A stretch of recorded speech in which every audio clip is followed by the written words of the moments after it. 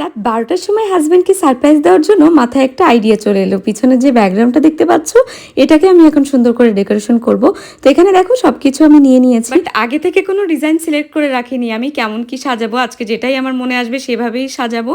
আসলে যে মানুষটা আমাকে সবসময় ভালো রাখে, যে মানুষটা সবসময় আমার হাসি খুশির খেয়াল রাখে, সেই মানুষটাকে না হয় একটা দিন একটু স্পেশাল ফিল করালাম। তো এখানে দেখো বেলুনটা আমার টি শার্টের সাথে ম্যাচ হয়ে গেছিলো, সেটাই দেখাচ্ছিলাম।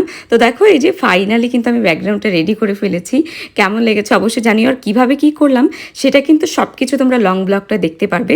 যাও এক্ষুনি যে চেক আউট করো। কিছু শেষে এখানে আমি গিফটটা রেখে দিচ্ছি, নাহলে ইনকমপ্লিট লাগছিল। আর এই হচ্ছে আজকে কেকটা আমার ভীষণ পছন্দ হয়েছে। সব কিছু আমি পার্পল থিম করতে যাচ্ছিলাম, বাট আমার ভ্যানিলাটা বেশি পছন্দ, এই জন্য এটা নিয়েছি। ফাইনালি সেই মুহূর্তটা চলে এসেছে। Happy birthday to you my dear sweet husband. তোমরা আমাদের দুজনের জন্য অবশ্যই প্রে করো, আর এখন যাও তাড়াতাড়ি কমেন্টে একটা উইশ করে ফেলো।